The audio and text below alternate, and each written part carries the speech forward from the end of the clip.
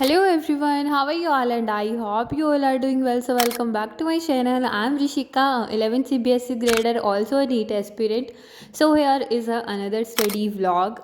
Basically it's going to be my morning routine as a NEET aspirant. सो हर दिन की तरह मैं 4 बजे उठती हूँ, मेरी आदत हो चुकी है 4 बजे उठने की। उसके बाद सबसे पहले मैं अपनी बॉटनी की स्टार्ट करती हूँ। मतलब मुझे ना 2 चैप्टर करने हैं आज, basically photosynthesis in higher plants and respiration in plants. वो दोनों चैप्टर थोड़े से कॉम्प्लेक्स से हैं एंड मैं वो दोनों ही करूँगी आज।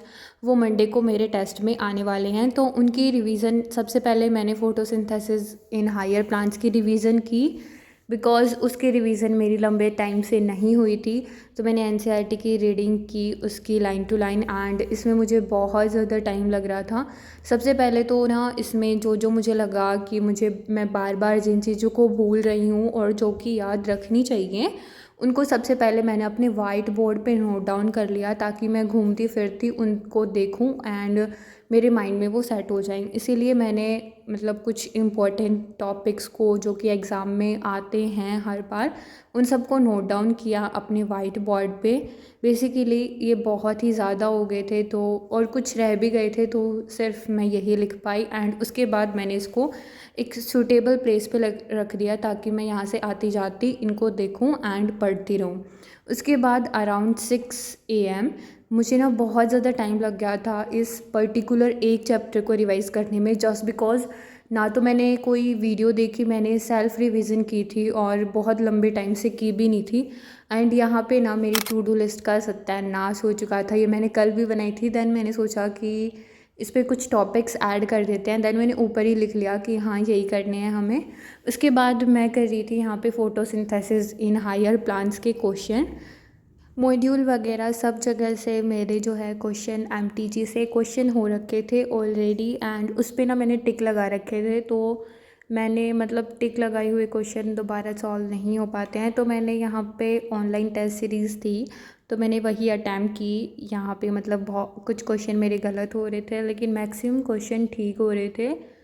मैं एंड रिज़ल्ट भी आपको दिख जाएगा मेरे क्वेश्चन कंप्लीट होने के बाद। मतलब क्वेश्चन करते वक्त इतना ज़्यादा सोचना नहीं पड़ रहा था, बिकॉज़ पहले भी मैंने इस चैप्टर के क्वेश्चन प्रैक्टिस कर लिए थे। एंड सो या उसके बाद मेरी जो क्वेश्चन कंप्लीट होते हैं, टोटल क्वेश्चन 28 थे, उसमें से ठीक मेरे 23, ओनली 5 क्वेश्चन मेरे गलत थे।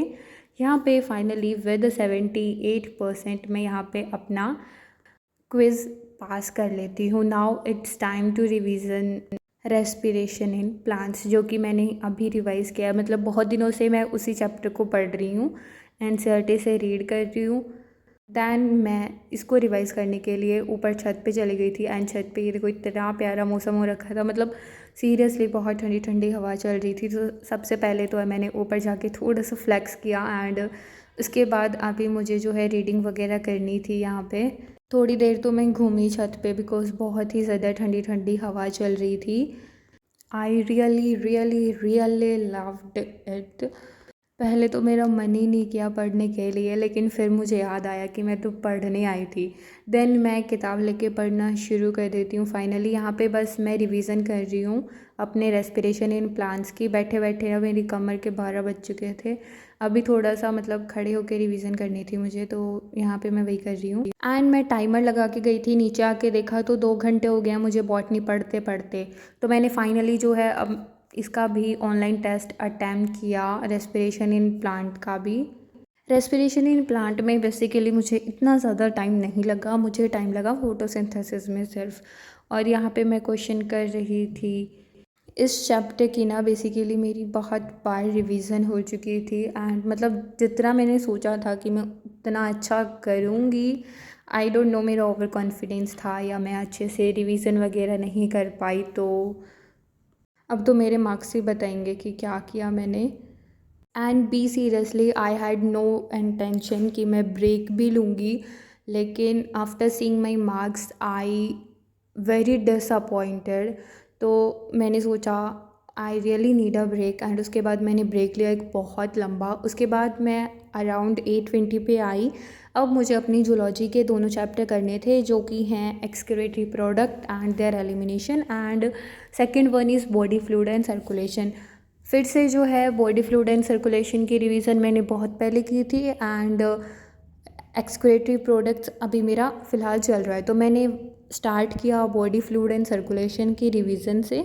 यहाँ पे मैंने अगेन टाइमर रीसेट करके चलाया ताकि मुझे पता चले कि मैं कितने घंटे जूलॉजी पढ़ी हूँ, कितने घंटे बॉटनी पढ़ी हूँ, एंड ओवरऑल मॉर्निंग में कितने घंटे पढ़ी हूँ, ठीक है।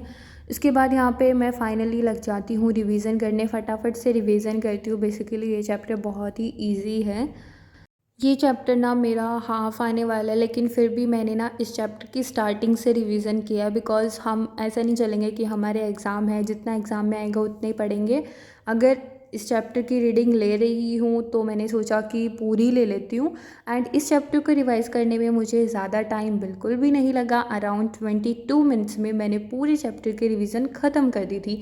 उसके बाद अभी टाइम था क्वेश्चन करने का।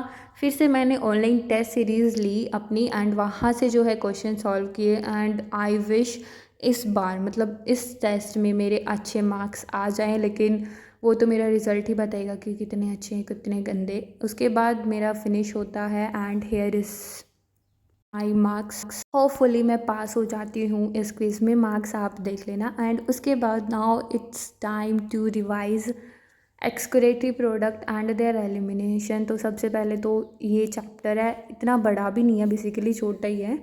देन यहाँ पे टाइमर सेट करके एंड 40 मिनट ना मेरे को उस चैप्टर में लगे, बेसिकली 20 मिनट रिवीजन में, एंड थोड़ा बहुत टाइम मतलब सर्च वगैरह करने में ऐसे वैसे चला गया। तो फिर मैं करती हूँ अपने नेक्स्ट चैप्टर की रिवीजन, जो कि है excretory product and their elimination. उसकी भी आई थिंक जल्दी जल्दी से रिवीजन मेरी ख़त्म हो जाए, अराउंड 20 मिनट्स में ही। एंड जूलॉजी तो मेरी जल्दी ही फिनिश हो जाएगी, मुझे लग रहा है अभी।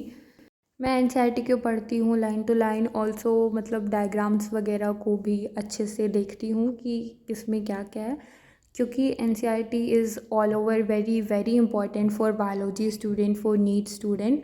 तो फिर से जो है मैं टेस्ट देती हूँ, एंड वो तो मैं नहीं दिखा पाई, लेकिन इस क्विज को भी मैं पास कर देती हूँ। And here is my marks, and ये जो मैंने क्वेश्चन सॉल्व कर रखे थे ये वो हैं।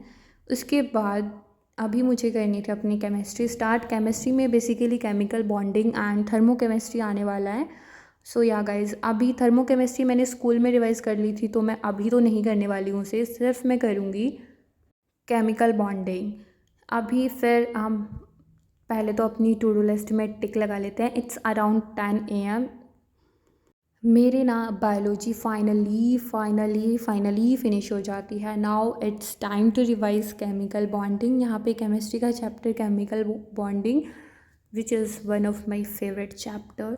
मतलब इजी चैप्टर है, इतना ज़्यादा टफ भी नहीं है।